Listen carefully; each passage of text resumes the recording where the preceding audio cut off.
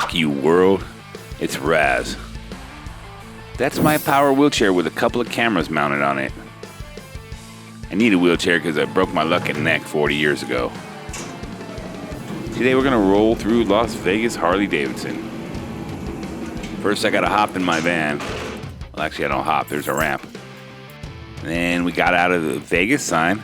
So the original plan was just to go to the Pinball Hall of Fame. I was going to park at the Vegas sign and get some pictures for you guys or some videos of the Vegas sign and everything like that. And seemed like a good idea at the time. But it was like 111. It's hot, brutal. First, I'd like to say thanks for all the likes and comments on the pinball videos. It was pretty overwhelming. I was surprised, to be honest with you. Thanks a lot. I really mean that. This video took a bit longer to make because I've been super busy doing quadriplegic stuff. It was kind of Murphy's Law. Actually, I didn't even plan on going in here. I was just passing by on my way to the Pinball Hall of Fame to do that video. I had the cameras running. This Las Vegas Harley Davidson has only been open for a couple years at the current location. I actually used to go to the Panda Express next to the old location. I never went in, mostly because I'm not in the market for a Harley or any motorcycle, actually. I like motorcycle culture. I mean, they're pretty patriotic. I consider myself, I love America. I'm like a card-carrying American lover. But let's say you go to a Cars and Coffee. It's early in the morning. Everybody's got their cool old muscle cars. Or you go somewhere where a bunch of bikers are hanging out. It's a mixed crowd. There's like browns and darker browns and lighter browns and whites and well, except for the racers. Hey, can I say that? I'm actually more of a fan of Japanese motorcycles and I like Harleys. I mean, the last motorcycle I actually ever rode was in probably late 1979, early 1980.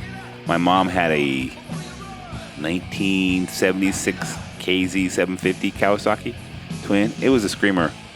And my brother had made a copy of her keys, and when she would be sleeping, we'd take it out. She worked at night, so we'd just ride it in the day.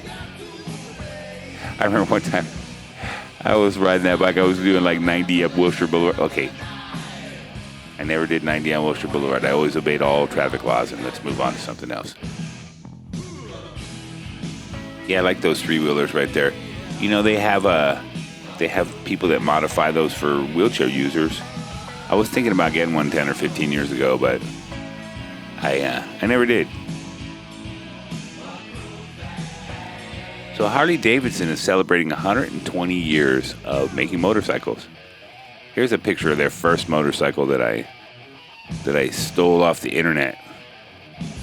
Harley Davidson is a great American brand. They're wrap themselves in patriotism, and by all rights they should. I mean, because America is unquestionably the greatest nation to ever existed throughout history, with the most generous and caring citizens. I'm honored and feel lucky to be born in this great land. The crap the losers are teaching the kids in the government schools is mind-boggling. I don't understand. To me, the Stars and Stripes does not represent the sins of our past, which I'd like to point out that we as a people collectively fixed. It doesn't pay homage to corporate war machine and corporate politicians either. We salute our flag for the fallen and the aspirational concepts in the Declaration of Independence. Ideas that changed the course of world history for the betterment of all.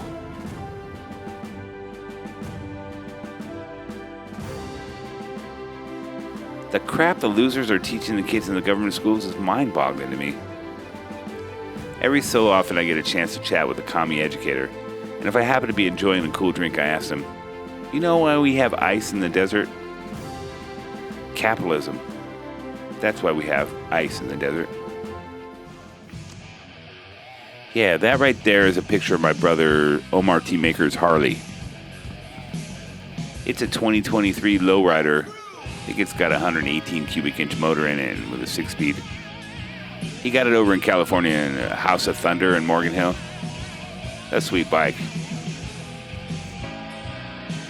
Yeah, even though I can't ride, I love to watch. I watch racing, like motorcycle racing on TV sometimes. I don't have cable, so whatever's on free TV. I watched a couple of those MotoGP races. Those are pretty neat.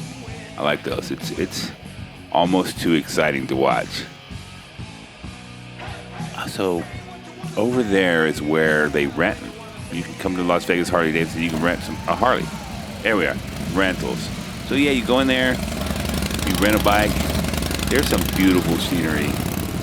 The Grand Canyon's a couple hours away, I think. Never actually been to the Grand Canyon. I gotta go over there. It's kind of crazy that I haven't been there.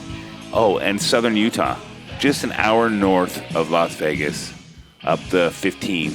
You go into Utah and there's like, I don't know, I want to say 6 national parks within 2 or 3 hours. Wow, almost forgot Red Rock Canyon. That's our local scenic wonder. I think it's 20 miles west, straight out Charleston Boulevard. I'd take the freeway, but you know, they have those maps on your phone. I don't know if you guys know about that. It's a new thing. That's a photo of my old car at Red Rock. That's Lucy, that car. I'm in there somewhere behind the wheel. My brother took that picture. Nice sunset, huh? It's beautiful up there.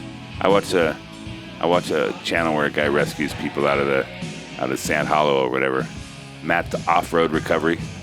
That place is, just the pictures that you see it around there. That guy's living the life. So yeah, you rent a bike. You're 2. Better than gambling. Gambling's fun, don't get me wrong. Drinking and gambling, all that stuff. Girls, drinking, gambling. I remember that stuff. That used to be fun. It's out of my budget now.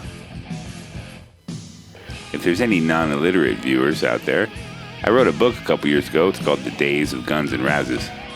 It's a story of how I broke my neck and then how that band Guns N' Roses formed in my living room. I'll leave a link in the description. You can read it for free. Why free? Because I'm a terrible businessman.